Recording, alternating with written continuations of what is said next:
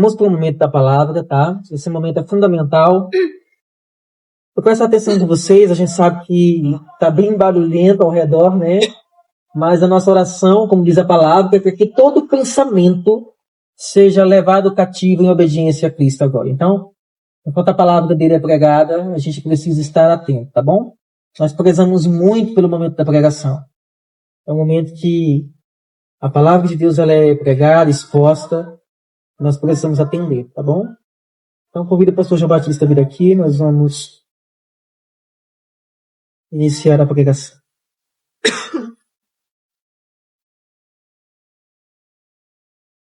Senhor, a tua palavra diz que a fé vem pelo ouvir, e o ouvir da palavra de Cristo.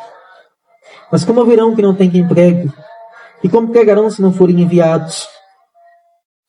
Ó Deus, nós somos enviados aqui hoje. Fala a tua palavra no coração do teu povo, Senhor, conforme a necessidade de cada um.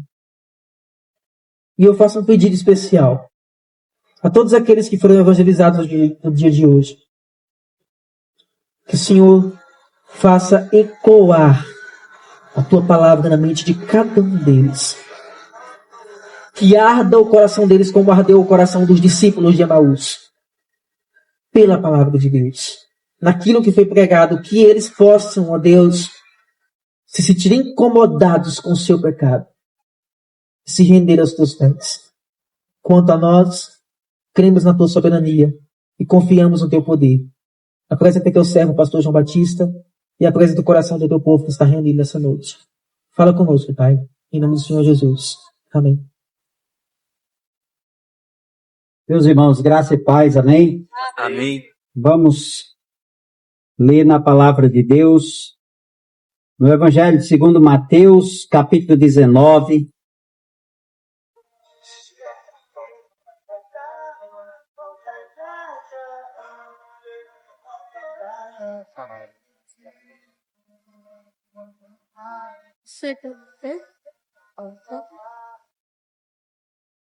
Mateus capítulo 19, do verso de 16 ao 22. Mateus 19, do 16 ao 22. Diz assim a palavra do Senhor. O Evangelho de Jesus Cristo, segundo escrito por Mateus. E eis que alguém, aproximando-se de Jesus, lhe perguntou: Mestre, que farei de bom para alcançar a vida eterna? Jesus respondeu: Por que você me pergunta a respeito do que é bom? Bom só existe um.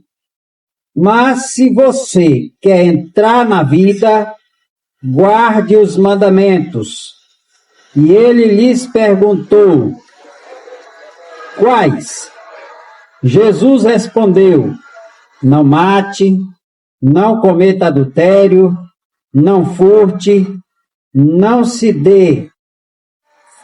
dê falso testemunho, honre o seu pai e a sua mãe, e ame o seu próximo como você ama a si mesmo. O jovem disse: Tudo isto tenho observado. Que me faltas ainda? Jesus respondeu: Se você quer ser perfeito, vá, venda os seus bens, dê o dinheiro aos pobres, e você terá um tesouro nos céus. Depois venha e siga-me. Mas o jovem, ouvindo esta palavra, retirou-se triste, porque era dono de muitas propriedades. Amém? Hoje vamos falar, irmãos, nesta ocasião, sobre a tristeza mortal de um homem.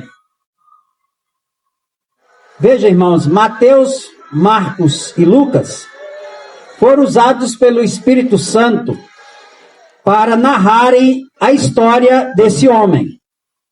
Um homem jovem que veio até Jesus Cristo. E quando Deus, irmãos, quer incutir a sua palavra no coração dos homens, ele repete essa palavra. Até porque esse é um método que Deus estabeleceu na sua palavra, para que nós aprendêssemos pelo método da repetição. E assim tem se perpetuado esse método. Na pedagogia, nos ensinos diversos, a repetição já está de forma comprovada que ela possui efeito na vida daqueles que a ouvem. Deus usa esse método também. Quando Deus instruiu Moisés para que ele pudesse falar da sua lei ao seu povo, mais tarde a Josué e assim por diante, Deus sempre usa essa tônica, repita, fale de novo. Por quê? Simplesmente porque nós somos por demais distraídos e nós temos a tendência, irmãos, de esquecer. Por isso que é necessário que esse método que é bíblico, que nasceu no coração de Deus, não possa ser esquecido por nós, o seu povo, nem por homem algum. Então, aprendamos de início, irmãos, que quando Deus quer inculcar seus ensinos no coração do homem, muitas vezes ele usa as repetições. E aqui o que nós observamos são 3 evangelistas repetindo essa história do jovem rico, com detalhes diferenciados de um para com os outros, mas rico de informações necessárias à nossa alma, irmãos, a cada dia e a cada instante. Esse é o homem que nos é dito pelos relatos desses 3 evangelistas, Mateus, Marcos e Lucas, que esse é um homem que se aproxima de Jesus, um homem de destaque, um homem de posição, aquele que encontrou Jesus Cristo. Ao encontrar o Senhor, ele se ajoelhou diante de Jesus Cristo. Homens falam o que eles observam uns dos outros. Isso é fato. Esse homem correu, se ajoelhou diante de Jesus.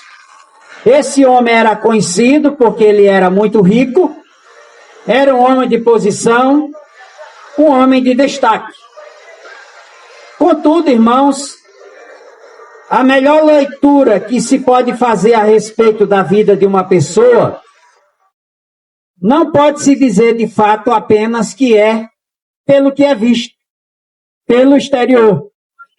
A melhor leitura que a gente pode ter da vida de uma pessoa, essa leitura não vem de nós os homens, mas vem do próprio Deus que conhece o interior do homem.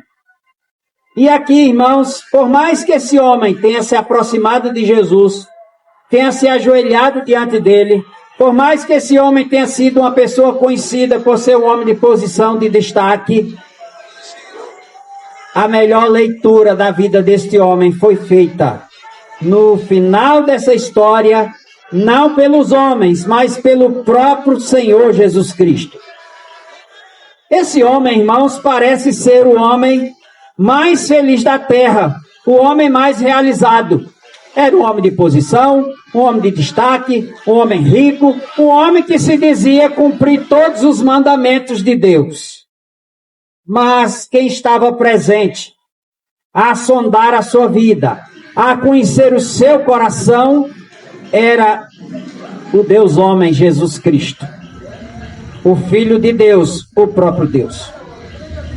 Este homem, irmãos, conforme o verso 16, foi um homem que cultivava uma falsa preocupação com relação à sua alma. Ele se aproxima de Jesus Cristo e pergunta: Senhor, o que farei para herdar a vida eterna? Parecia até que era uma preocupação verdadeira. Algo que parece que muitas pessoas nos dias atuais também demonstram ter essa preocupação para com a sua vida.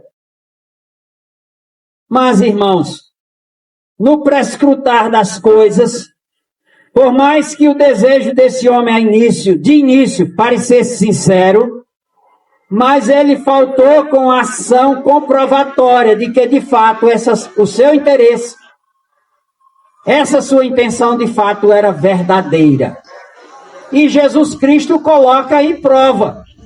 E no final dessa pequena história, irmãos, nós vamos observar que aquele que sonda os corações, aquele que prova as intenções, aquele que de fato conhece a vida do homem é quem tem a palavra final. E não os homens que só podem olhar o exterior. Isso que nós vamos aprender nesse texto aqui. A tristeza mortal de um homem. Ele, irmãos, esse homem, de princípio, negou-se a corresponder aos anseios de Jesus Cristo. Para ilustrar, irmãos, Jesus Cristo foi procurado uma certa noite por um homem chamado Nicodemos. Isso está escrito no capítulo 3 do Evangelho de João. À noite, Nicodemos foi procurar Jesus e acontece aquele diálogo entre Jesus e Nicodemos. E Jesus diz para Nicodemos: importa-vos nascer de novo.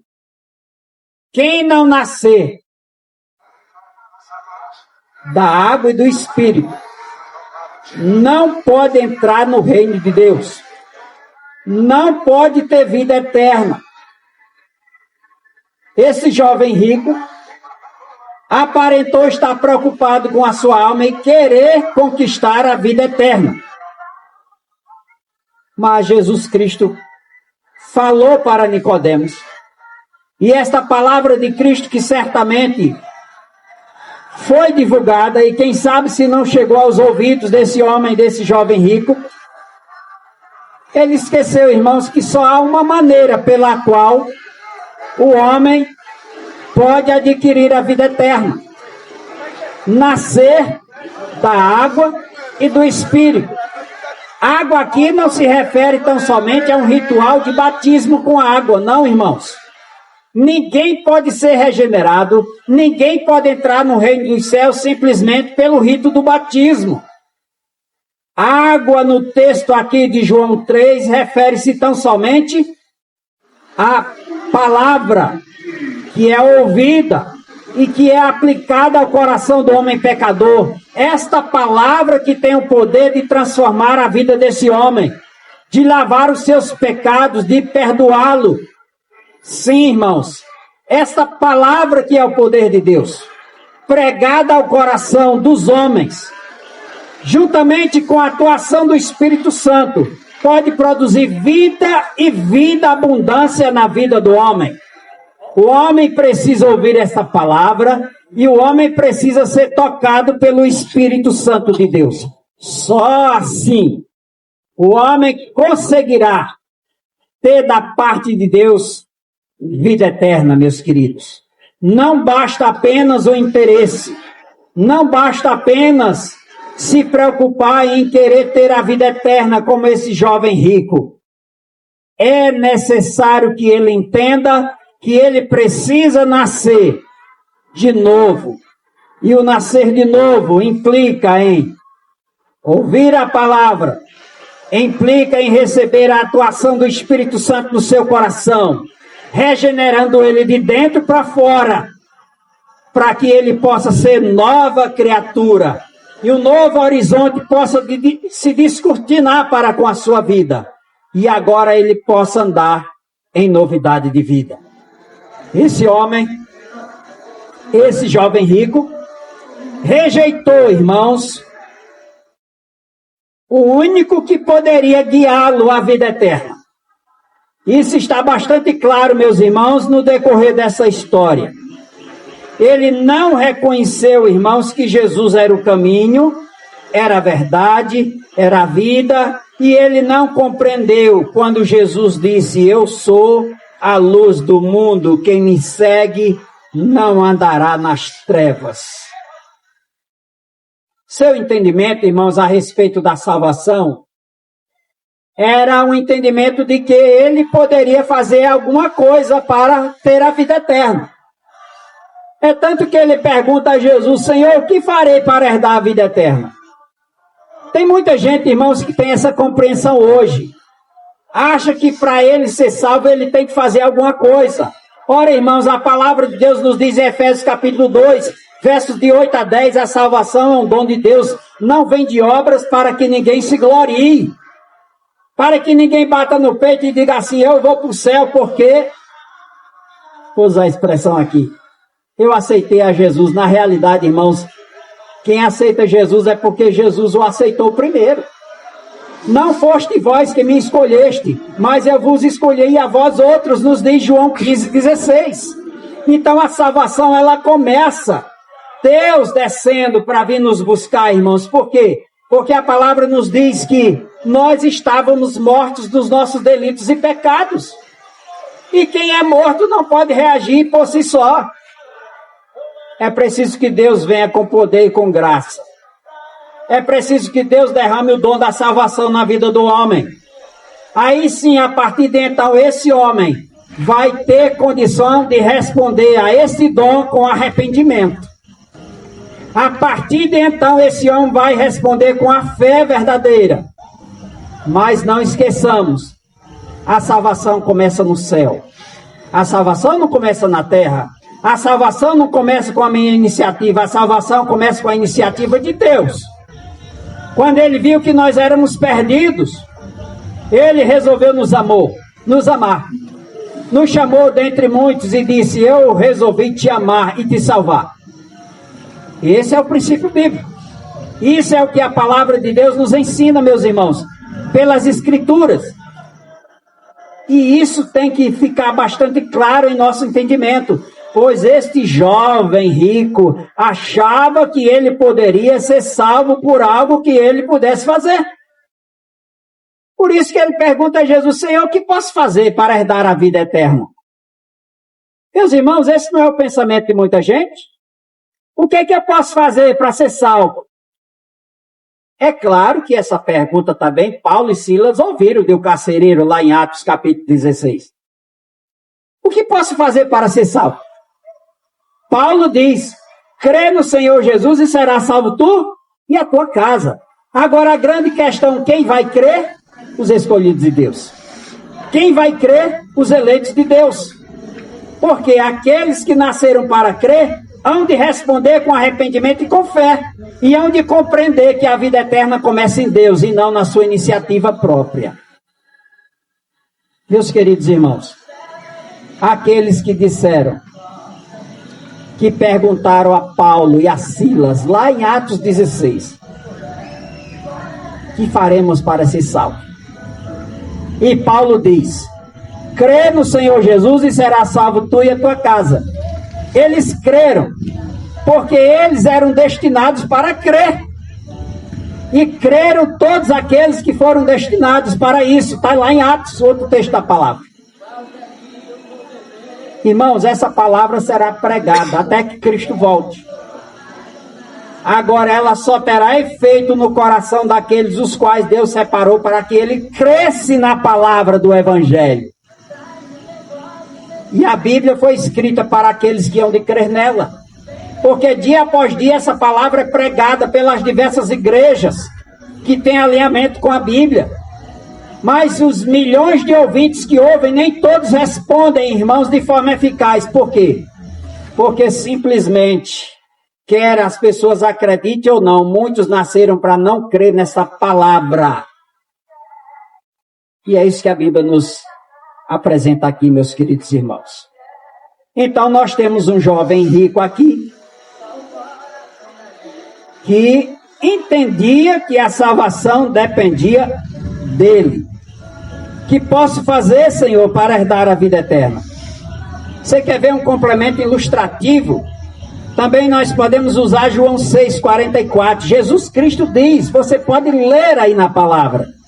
Jesus diz, ninguém pode vir a mim se o Pai que me enviou não o trouxer. Olha, irmãos, se eu vou a Jesus, se eu aceito a Jesus, sabe por quê? Porque o Espírito Santo de Deus já trabalhou no meu interior, na minha vontade, para que eu me achegue à igreja, para que eu me achegue aos crentes, para que eu faça parte da igreja de Cristo.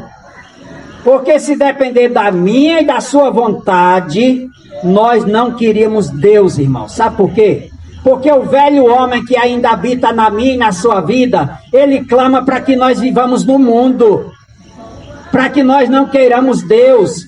Então Deus, pela sua misericórdia e graça, Ele atalha os nossos caminhos. Ele faz com que nós passemos até aperreios na vida, para que nós não saiamos do seu caminho. Sabe o que é isso, irmãos? É amor e graça. É o cuidado de Deus para com aqueles os quais Ele escolheu para ser seus filhos. Então, meus irmãos, Deus tem um cuidado amoroso para com aqueles que são seus filhos.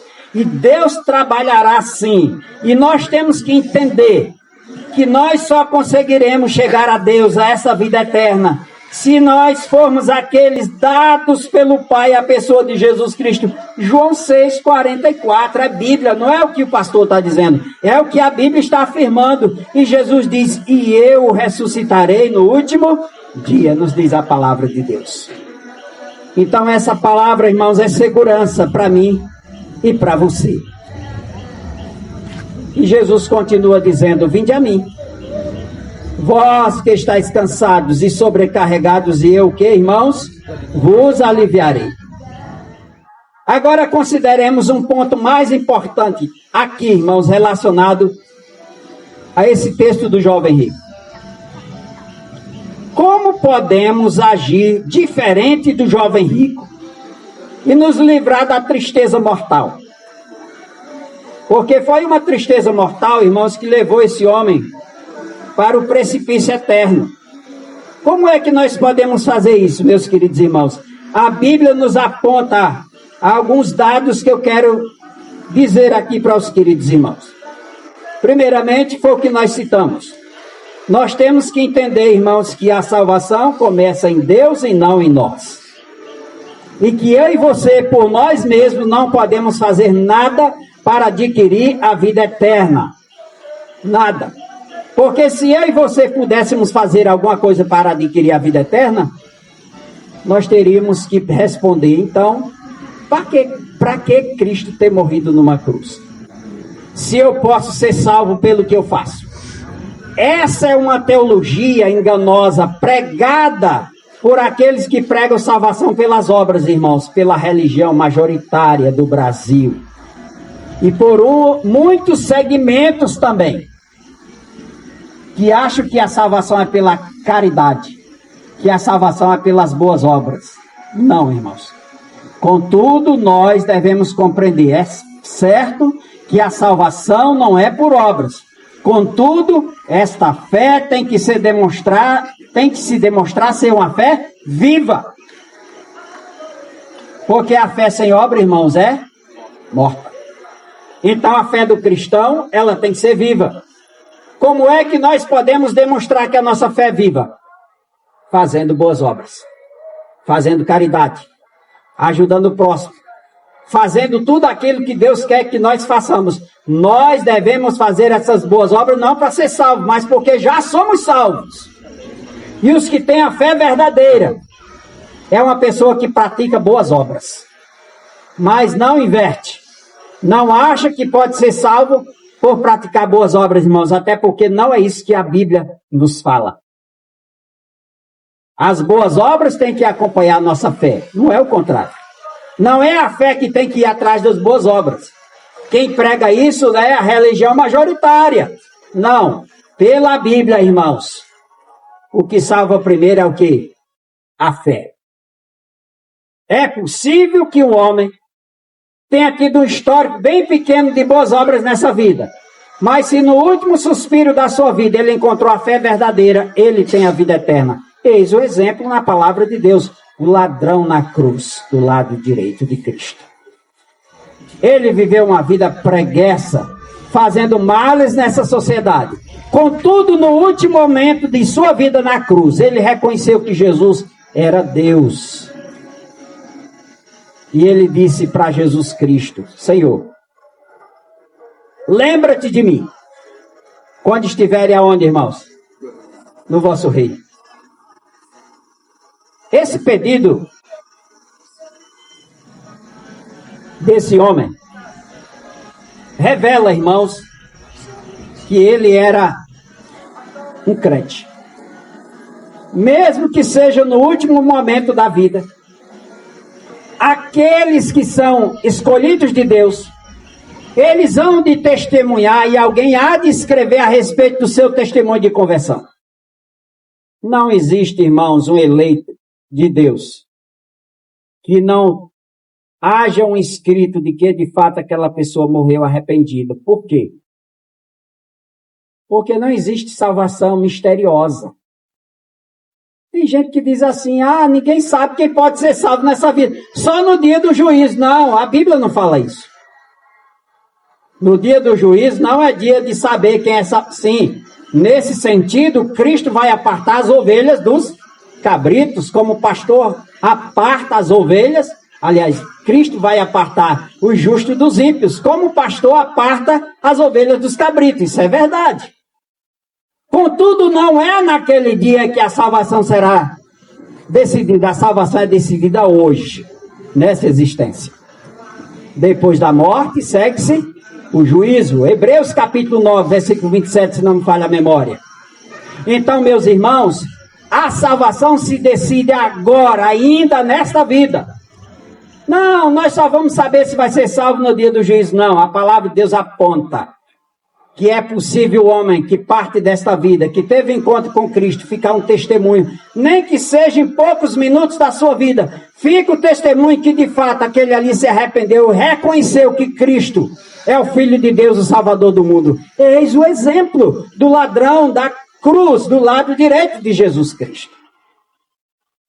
Então, irmãos, aquela profissão de fé última daquele ladrão, Senhor, lembra-te de mim quando estiveres no teu reino. Nós encontramos ali, que ali está resumido toda a sua vida e todas as suas boas obras em poucas palavras, irmãos. Então, isso para a gente entender que a salvação, ela não vem por obras, mas vem por fé. E que esta fé, irmãos, vai ser evidenciada pelas obras que nós praticamos segundo a palavra de Deus. Então, vamos guardar isso como ponto final.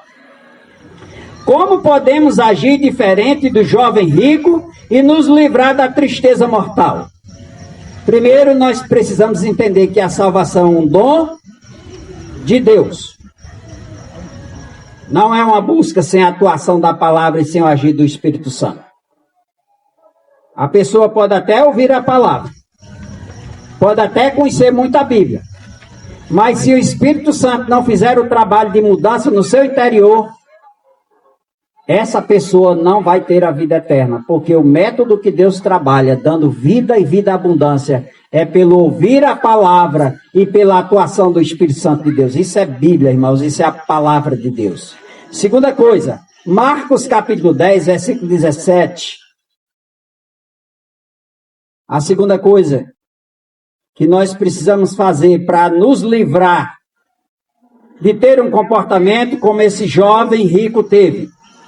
Nos livrar dessa tristeza mortal a qual vitimou esse homem nessa história. Nós precisamos correr para Jesus. Na narrativa de Marcos, irmãos, no capítulo 10, no verso 17, este homem corre para Jesus. Este homem tem um bom começo. Ele corre para Cristo, ele se ajoelha, ele demonstra interesse pela sua salvação, mas o desfecho, irmãos, é que esse homem terminou mal. Ele começou de frente para com Jesus, se ajoelhando de frente de Jesus, mas ele terminou dando as costas para Jesus.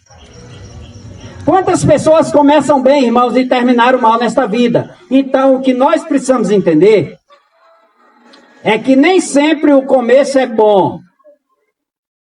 Tem gente que vem para a igreja com aquela dificuldade, né? É uma dificuldade para acompanhar o que Deus quer, mas vai perseverando, começa a gostar da Bíblia, começa a gostar da igreja cristã, começa a gostar da oração, começa a sentir falta da igreja, o Espírito Santo vai trabalhando na vida dessa pessoa, vai, e o tempo passa, ela vai crescendo, vai amadurecendo, irmãos, e ela morre para esse mundo, se abraça com as coisas de Cristo, e agora essa pessoa tem a vida eterna, e essa pessoa, contempla a presença de Deus, é possível que essa pessoa, ao partir dessa vida, irmãos, tenha uma experiência parecida com Estevão e outros homens da Bíblia. Porque a glória de Deus agora entrou na vida dessa pessoa. Porque ela não começou a ter um conhecimento dos mandamentos de Deus, conforme dizia esse homem aqui. E no final, quando Jesus o colocou à prova, ele deu as costas para Jesus. Tem muita gente assim, meus irmãos. Começam bem, vão, mas vem os aperreios, as coisas dessa vida. E quando Jesus coloca a prova na vida dessa pessoa, ela abandona Jesus Cristo, dá as costas para as coisas de Deus. Nós conhecemos, eu e você conhecemos muitas pessoas, irmãos, que entraram bem na igreja, começaram bem, mas quando vieram as dificuldades, essas pessoas abandonaram a igreja. Essas pessoas não leem mais a Bíblia, essas pessoas não creem mais na oração, essas pessoas não estão mais no ajuntamento da igreja do Senhor. Por quê? Porque elas não suportaram a provação, as dificuldades.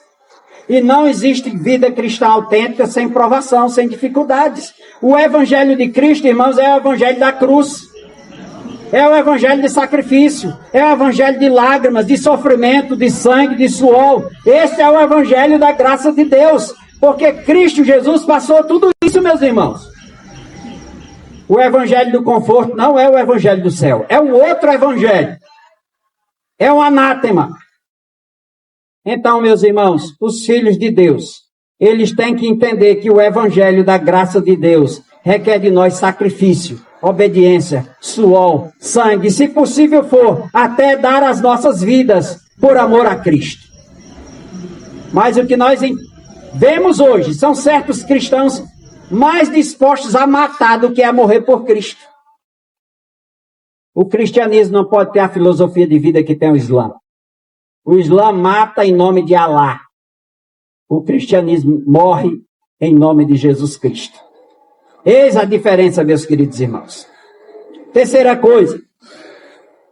É preciso realmente estar preocupado com a salvação. De fato e de verdade. Esse homem aparece e diz: Senhor, o que farei para alcançar a vida eterna? Até parecia que, de fato, ele estava com essa preocupação, meus queridos irmãos. Quantas pessoas, irmãos, demonstram estarem preocupadas? Na hora do aperreio, né? Está na igreja. Alguém disse assim que quando houve atentado terrorista lá nos Estados Unidos em 2021, as igrejas lá parece que estavam passando por um avivamento. Porque as igrejas começaram a encher de gente. Mas sabe o que levou as pessoas a estarem nas igrejas, irmão? Foi o medo dos terroristas explodir o resto dos Estados Unidos. Não foi o amor à palavra. E tem muita gente que é condicionada pelo medo. Acontece alguma coisa, o povo já corre para as igrejas, já pede oração, começa a ler a Bíblia. É bem verdade que Deus usa muitas dessas circunstâncias para aproximar os seus. Mas tem muitos irmãos que estão ali por causa do medo, não por causa do amor a Cristo. Tem muita gente ainda hoje assim, meus queridos irmãos. E é preciso que nós entendamos essa realidade, meus queridos irmãos. Quarta coisa. É necessário virar as costas para aquilo que nos afasta de Deus. Para aquilo que prende o nosso coração. Sabe, irmãos, quando Jesus disse assim: você realmente quer a vida eterna? Certamente ele disse: quero, Senhor. Tu conhece os mandamentos? Sim, conheço. Quais são? Na versão de um dos evangelistas. Aí Jesus vai explicar. Não mate. Não roube, não adultere, não diga falso testemunho. Jesus é como se fizesse um resumo ali dos mandamentos para ele, aquecendo a memória dele. Ele diz: Senhor, joia, eu posso receber de ti aprovação, like, eu faço tudo isso. Jesus disse uma coisa para ele, apenas um detalhe. Jesus disse: só te falta uma coisa. Jesus tocou no essencial, irmãos. Quantas pessoas estão exaltadas? Não, eu Já conheço a Bíblia, já conheço a lei de Deus, já conheço as igrejas, conheço todas as denominações e etc. Eu não quero saber disso, irmão. Tem muita gente que tem desse tipo de comportamento. Mas numa pequena coisa, muitos, semelhante a esse jovem rico, irmãos, não é aprovado, não passa no teste essencial. Foi justamente o que Jesus Cristo disse para esse jovem: só te falta uma coisa. Só te falta uma coisa.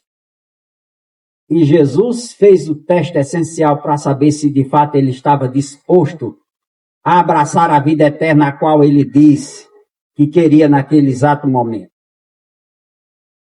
Então a lição meus irmãos, a lição quarta é necessário virar as costas para aquilo que prende o nosso coração. Quando Jesus o colocou à prova, vai, vende tudo que tu tens, distribui aos pobres e vem, segue-me. Qual foi a resposta desse jovem rico, irmãos? A Bíblia diz que ele sentiu tristeza.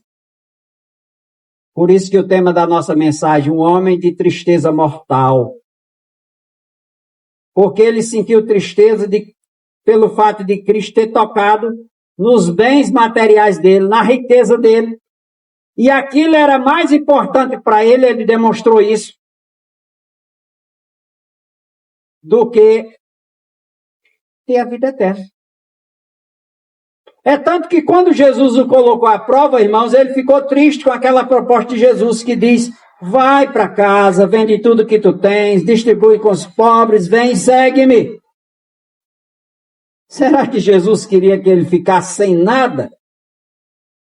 Pode até ser que Jesus estivesse provando ele no sentido dele beneficiar os pobres. Ele tinha muita riqueza, muito dinheiro. Mas também tem um sentido de que Jesus Cristo, irmãos, o coloca na prova para saber onde é que estava realmente o seu coração. E aí, irmãos, todos nós sabemos o desfecho dessa história. Quinta coisa, só são 7. A quinta coisa: se faz necessário deixar a farsa religiosa de que se cumpre os mandamentos de Deus.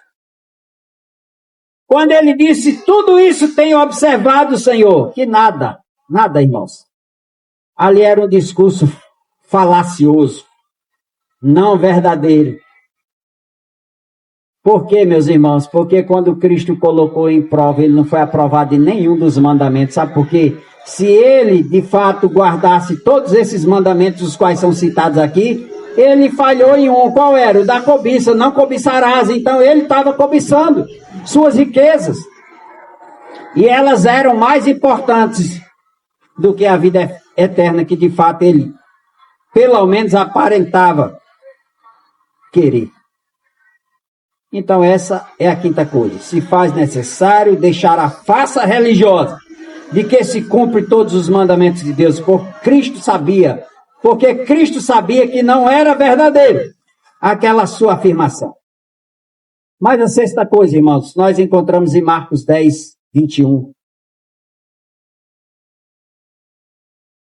Em relação com Mateus 19, 21. Jesus pergunta na versão de Marcos: você quer ser perfeito?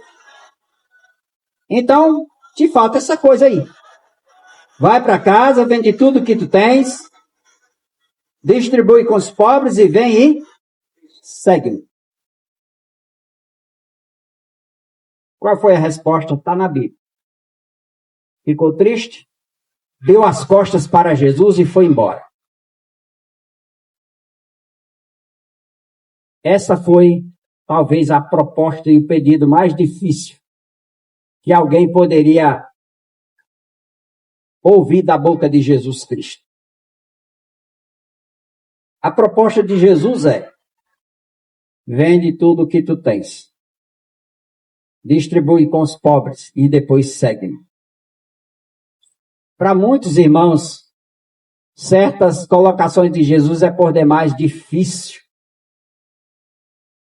É difícil quando a gente quer seguir a Jesus do nosso jeito. Quando a gente não quer fazer o que Jesus manda. O Evangelho, irmãos, de Cristo, ele nos quebra, ele nos molda, ele nos desmascara, ele diz quem nós somos. Muita gente não gosta desse Evangelho, porque o Evangelho começa com a má notícia. Para a gente ouvir a boa notícia, que é por último, ela começa com a má notícia, como diz John MacArthur. A boa notícia, ela se inicia com a má. Que má notícia é essa, pastor?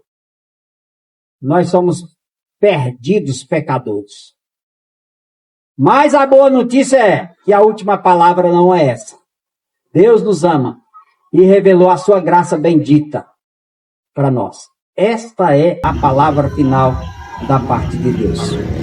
Então, irmãos, para finalizar nossa mensagem aqui, a proposta mais difícil para esse jovem rico foi dizer sim ao que Jesus havia lhe pedido. Mas ele simplesmente virou as costas para Jesus Cristo e foi embora triste. E essa tristeza, irmãos, foi uma tristeza que certamente consumiu a sua alma. Porque ele ficou triste com as palavras de Jesus Cristo que o desafiou a deixar aquilo que prendia o seu coração.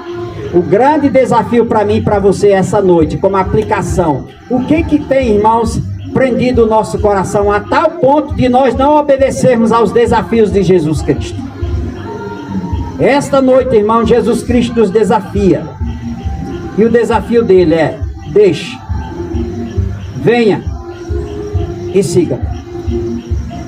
Seguir a Cristo, irmãos, requer 3 coisas essenciais: negar a si mesmo, tomar a nossa cruz e seguir. Ninguém pode ser verdadeiramente um discípulo de Cristo e ter a vida eterna se nós não carregarmos conosco, irmãos, essas 3 marcas.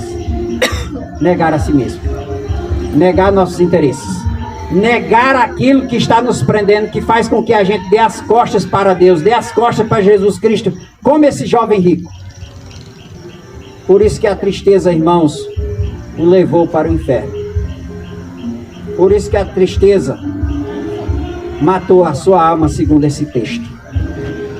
A tristeza mortal de um homem. Por quê? Porque ele se entristeceu com as boas palavras de Jesus Cristo, que instruiu a renunciar o que fosse necessário para que pudesse ter a vida eterna.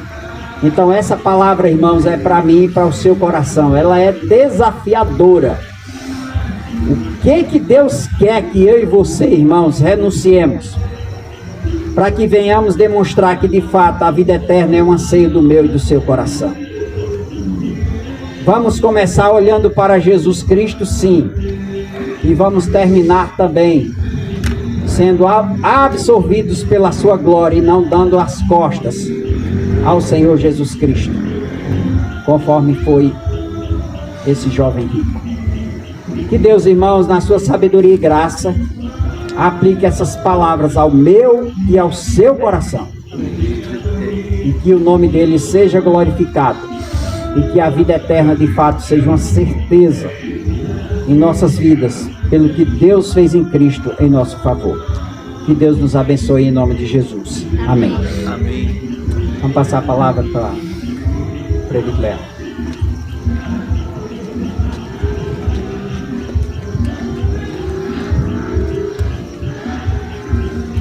Amém? Muito bem, meus irmãos. Deus aplica a palavra dele no coração de todos nós, né?